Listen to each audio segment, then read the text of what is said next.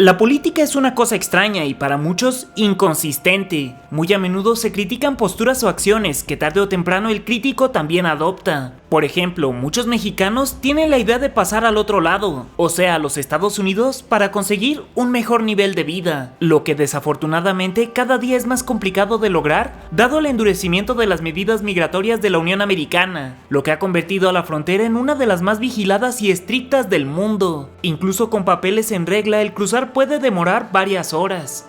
Una alternativa para los mexicanos era volar hasta Canadá, que anteriormente no pedía ningún requisito para los mexicanos más que su pasaporte, y una vez allá, cruzar la frontera norte, curiosamente la menos vigilada del mundo, donde incluso hay un monumento conocido como el Arco de la Paz, donde se lee la leyenda que estas puertas nunca se cierren. Canadá notó que los mexicanos lo estaban usando solo para llegar a Estados Unidos, lo que llevó a las autoridades de ese país a imponernos una visa, decisión criticada fuertemente por México, que desplomó el turismo nacional hacia Canadá y que después de años de presiones diplomáticas decidieron eliminar, siendo sustituido por un permiso digital fácil de conseguir.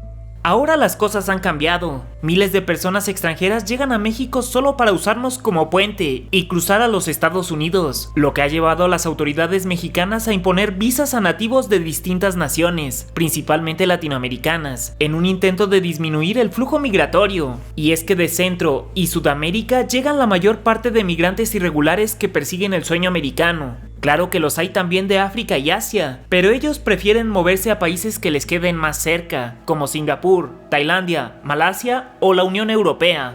Particularmente se les solicita visa mexicana para ingresar a territorio nacional a los habitantes de Cuba, Ecuador, El Salvador, Guatemala, Guyana, Haití, Honduras, Nicaragua, República Dominicana, Surinam, Venezuela, San Cristóbal y Nieves y Santa Lucía.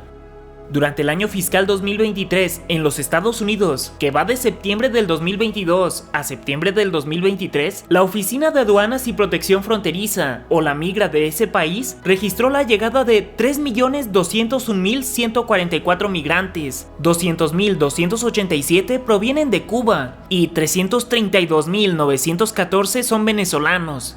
240.000 de ellos fueron declarados aptos para ser admitidos dentro del país por razones humanitarias, ya que, principalmente, contaban con un patrocinador económico dentro de los Estados Unidos, que pagara por su estadía. Muchos otros cientos de miles no tuvieron tanta suerte, y en el mejor de los casos, quedaron atrapados en el norte de México, esperando una oportunidad para volver a ingresar a los Estados Unidos. México en otros tiempos se mantuvo muy al margen del problema, con normas extremadamente laxas que permitían el libre tránsito casi de cualquiera. Incluso se facilitaba el traslado de extranjeros de sur a norte con el fin de que estuvieran en territorio nacional el menor tiempo posible, generando protestas de los Estados Unidos. Pero ahora las cosas son distintas y, a raíz del Tratado México-Estados Unidos-Canadá, que pretende crear en Norteamérica la zona de libre comercio más rica y poderosa del mundo, México está siendo presionado por la Unión Americana para tomar medidas más drásticas y disminuir el flujo migratorio o incluso terminarlo. Presionados por los Estados Unidos, nuestro principal socio comercial, ahora los visitantes de otros países que no tengan como destino México, sino que solo necesiten hacer una escala aeroportuaria, deberán portar la visa correspondiente, de conformidad con el artículo 37 de la Ley de Migración. Esto no es para todos los países, por supuesto. Están exentos los ciudadanos de Canadá, Estados Unidos, Japón, Reino Unido de Gran Bretaña e Irlanda del Norte, todos los países de la Unión Europea y las naciones de la Alianza del Pacífico, o sea Chile, Perú y Colombia. Una medida que tiene como fin afectar a los nacionales de los principales países expulsores de migrantes de América Latina, África y Asia, que entró en vigor el 22 de noviembre del 2023. Ahora bien, aunque Estados Unidos quiera limitarse a fortalecer sus fronteras e impedir el libre tránsito de las personas, lo cierto es que es uno de los principales responsables de la crisis migrante, y para muestra un botón. Después de años de sanciones económicas de Washington a Venezuela, que arruinó a sus habitantes y detonó una escasez, pobreza e inflación impresionantes, aproximadamente 6.8 millones de venezolanos han tenido que emigrar a otros países, en lo que la Organización de las Naciones Unidas llamó la mayor crisis de refugiados y migrantes del mundo. Apenas en 2018, solo 100 venezolanos cruzaron la frontera entre México y Estados Unidos. Ahora, como ya mencioné, el número se disparó a casi 333,000. Las sanciones de Washington a Cuba, impuestas por Donald Trump y mantenidas por Biden con fines políticos, supuestamente en defensa de la democracia, han provocado más de 200,000 desplazamientos desde la isla a la Unión Americana apenas el último año, lo que es casi el 2% de la población total de Cuba, una auténtica catástrofe. En ambos casos, los objetivos de las sanciones no se han cumplido, repercutiendo totalmente en los habitantes que poco o nada tienen que ver con sus autoridades.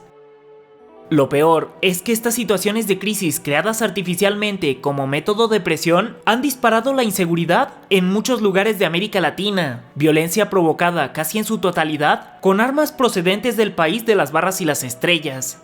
El embargo estadounidense a Cuba es condenado casi anualmente en la ONU, y en la ya tradicional votación para acabar con él, más de 190 países votan a favor, con la única oposición, comúnmente, de Estados Unidos e Israel, con lo que el embargo se mantiene.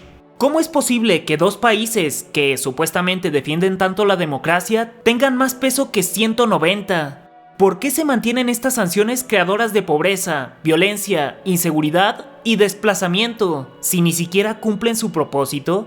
Y en todo esto, la responsabilidad de los Estados Unidos en el desastre es incuestionable, siendo nuestros países quienes tienen que intentar solucionarlo. El endurecimiento de los requisitos para ingresar a México posiblemente no funcione. Apenas en septiembre ingresaron al país más de 60,000 venezolanos, quienes tienen como principal destino los Estados Unidos, y posiblemente el número no haga más que aumentar a medida que el hambre y la pobreza se extiendan en su país, una crisis que puede y debería evitarse por razones humanitarias. Estados Unidos es parte directa o indirecta de la crisis e inestabilidad de otros países, pero cuando parte de esas consecuencias que provocaron tocan a su puerta, hacen oídos sordos y simplemente desvían el problema a otras naciones, librando los estragos de una manera muy forzada. De todas formas, los millones de migrantes que llegan a sus puertas son una parte mínima del desastre que han provocado, y aún así ya están sobrepasados. El fin de estos problemas en el corto plazo parece estar en manos de Washington, pudiendo promover inversiones y progreso en los países más afectados, evitando de raíz los motivos de la migración, pobreza e inseguridad. Pero podemos suponer, dada su actitud las últimas décadas, que eso sencillamente no ocurrirá pronto. ¿Tendremos la capacidad de solucionar con nuestros propios medios y capacidades este problema para crear mejores condiciones de vida en nuestros propios países y evitar así que nuestros paisanos tengan que emigrar? ¿Qué ocurriría si no existieran las sanciones económicas como medio de presión en el mundo? ¿Estados Unidos es o no es responsable de acrecentar las crisis? La última opinión la tienes tú, así que, ¿qué piensas al respecto? Para mí, Watchers, yo soy Snooty Aaron y tenemos una cita todos los martes, jueves y domingos a las 8 p.m. en este canal, así que no lo olvides, suscríbete y activa la campanita. En esta sección donde pocos llegan, encontrarás todas las fuentes, créditos y referencias, por si gustas checar alguno. ¿Qué historia quieres que te cuente ahora?